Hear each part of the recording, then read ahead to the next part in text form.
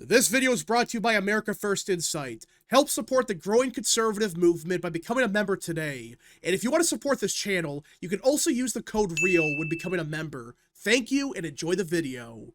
So as most of you probably know, the Texas legislature is redrawing their maps for 2026 as President Trump and his team are realizing that come 2026, if we redraw the maps in a place like Texas, Ohio, Missouri, Indiana, these deep Republican states, we can get a bunch of House seats for free. And well, a little while ago, the Texas legislature just unveiled their first proposal. We don't know for sure if they're going to finalize this. We don't know for sure if this is it. But as of now, the first map has been unveiled for 2026. And if I'm being completely honest, I think it was a disappointment. I think that this map they drew was a big, fat disappointment. And we'll get to that in a second because on paper, it seems decent. As according to every metric, the Republican Party gains 5 House seats for 2026. And if you look at the current predictions for the House, Republicans are right now at 212. Well, if these 5 seats that were Democrat before, if they go Republican, that means before 2026, the Republican Party would be at 217 in the House. Yeah, so they're 1 seat away from keeping the House, if not expanding it. Because if you factor in Indiana, Missouri, Ohio, potentially Florida, redistricting alone could give Republicans a bigger House majority. And that's why it's a big deal. That's why Democrats are panicking in places like California, but they realized, oh crap, we really can't do much. But either way, the proposal is here. And again, on paper, it seems like a decent idea. This gives Republicans 5 extra House seats. Okay, so yeah, it doesn't seem that bad. Like, in fact, you would argue it should be actually good. But the more you look at this map, the more apparent it becomes that A, it's a disappointment, and B, the Republicans yet again demonstrate that they have no clue what the hell they're doing. Now, I know that sounds crazy because look at this map here. Republicans already had, I think, 26 in the House in Texas or something like that, like 27, and now they get like 31 or 32, so somewhere in that range. So on paper, yeah, it's a big win for the GOP. These are not competitive seats, mind you. Outside of the Rio Grande Valley, which we'll get to in a second, these are deep blue areas. These are areas that Democrats have won for decades. But now, they were redrawn to be R plus 10, R plus 15, R plus 20. These areas are deeply Republican. However, people began to look at the maps even further, and they realized something. This map is actually being lenient towards Democrats. I know that sounds crazy, like, yeah, Republicans are getting a couple of House seats, but this is for 2024. These are the results for 2024. Yeah, Trump would have won, I think, 32 House seats in Texas, which is a big deal. That's a lot compared to, like, 27. But the problem is, 2024 was such a big win for Trump, and there's big questions as to, can Republicans down ballot, can they replicate his margins? And, well, we actually have prior results for, say, 2022. I think this is 2022. And look at that. Republicans actually lose one of those House seats in Rio Grande Valley. Yeah, and they barely win the 34th and 15th, but they get killed in the 28th. You go even further, back in 2020, the map completely blows up. As even in 2020, when Trump did fantastic in southern Texas, he loses the 28th, loses the 34th, and he barely won the 15th. Hell, there's some districts in Houston, by San Antonio, even by Dallas, they're not as Republican. Even back in 2018, which I know 2018 was a very bad year for Republicans in Texas, but either way, look at this. They get killed in southern Texas. I know it's a different environment, I get that, but look at this. You see the problem here? I understand back in 2018, a lot of Hispanics were still voting Democrat. Beto O'Rourke was a strong candidate. But even back in 2020, Trump was struggling in Texas. That's the problem. These idiots in the Texas legislature, which, by the way, for those that don't know, the Texas Republican Party has a huge rhino problem in the legislature, especially the state house. These morons proposed a map, which on paper's good, like, yeah, we gained 5 House seats, but in reality, you could gain even more, which, fine, whatever, you can't for whatever reason, okay, that's one thing. But at the same time, you could still make these areas like Texas 28th, which is where Henry Cuellar is, more conservative, more Republican. Same thing for the 35th, 23rd. People have done it.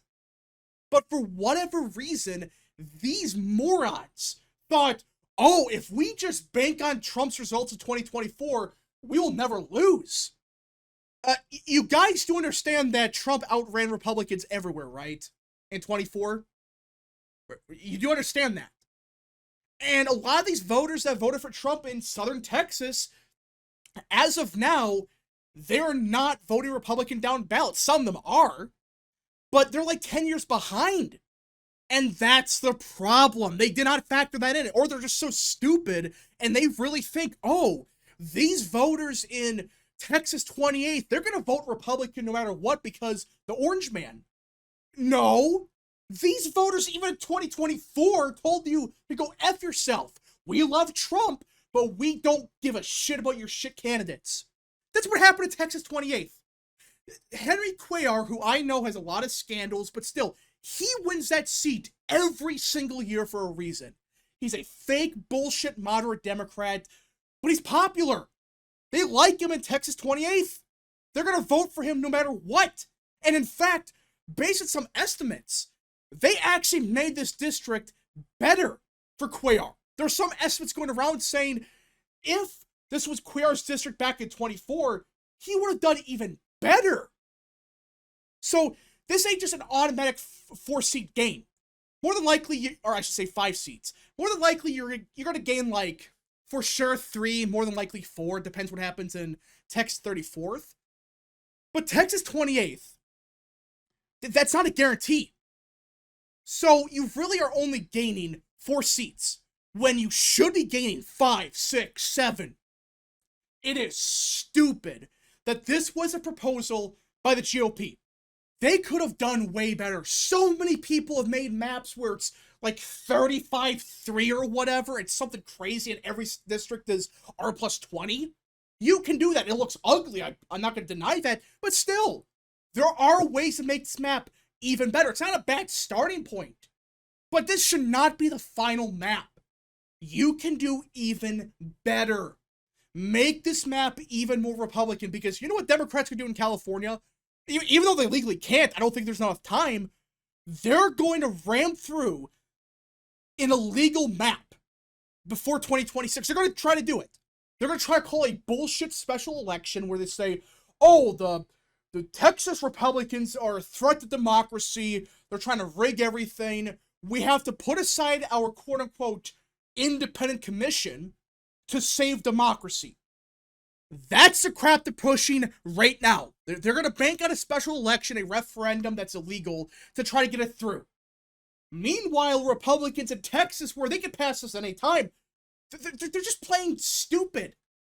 I don't get why they're saying, oh, if we just do this map, it's good enough. No.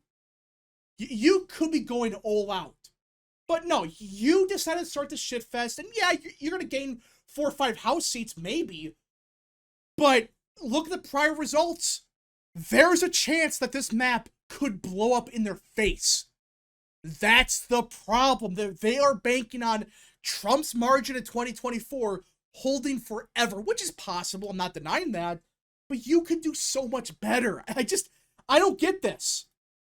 I really don't get the strategy by Republicans. They could be doing so much better than this. And that's not the only L they took today.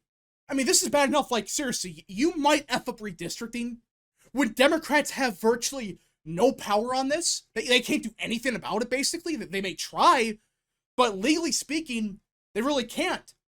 And this could be the difference between Democrats retaking the House by 1 or 2 seats, or Republicans not just keeping their majority, but expanding it, especially if Ohio, Missouri, Florida, Indiana, these other Republican states, if they redraw their maps, maybe even Alabama and Louisiana, maybe we gain 1 or 2 there. You start adding it up. This should be a free win. But of course, the Republican Party, they're so incompetent. They can't even redistrict properly in most states. Some states, they know how to do it, like Florida. But in Texas, really? You could be doing so much better. Again, it's not the worst map in the world. It's a map that more than likely you gain 4 or 5 seats no matter what. But still, it's one of those maps that could blow up in your face in 5 years. When there's been so many other proposals done where Democrats can't win shit forever. They're not going to win anything. Anything of note. And every district is R plus 20 or 25. It's not moving. That's how it should have been done. Yeah, I'm not expecting every district to be like the Rio Grande Valley. I'm not saying that. But seriously, just do better. This should be a much better map than it currently is. But the crazy thing is, this isn't the only L Republicans have taken in the last couple of hours. Which I should say this is really a big L. It's just more so incompetence. That they could be doing so much more than this and they're not. But either way, whatever. You could argue it's an okay map. Fine. Well, these idiots want to lose 2026. I'm becoming convinced of it. Because a little while ago, Chuck Grassley, who's in a very powerful position, is mad that President Trump told him to fast-track his nominees.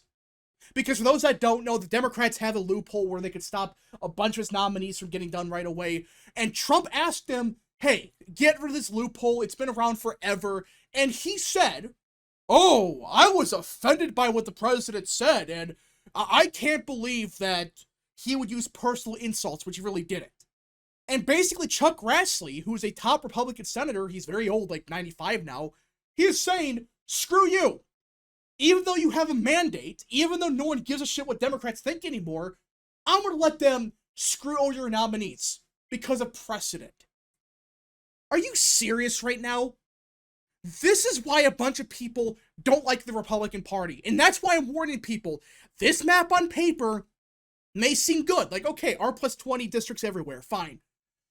But it could easily turn into this, or even this. If Republicans keep pushing crap like this, that's what I'm trying to get at.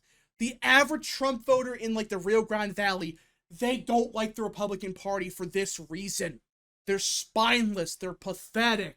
Seriously, what are you doing? So we'll see what happens, but just make the maps better. And you gotta just wake up, because this is getting stupid. Why are you so worried about precedent? Democrats don't give a crap about that. No one cares. But instead of trying to work with Trump, he's just saying, no, I'm not going to do anything.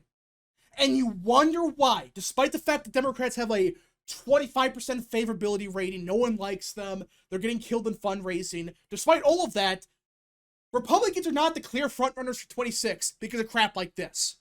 And the fact that their strategy and their redistricting plans so far look like a disappointment. But we'll see what happens. A lot could change. Maybe Republicans realize, oh, we can make this map even better, and we get R plus 20 districts everywhere. And I'll be happy with that.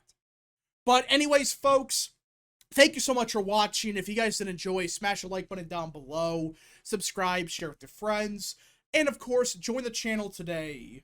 Godspeed to all of you.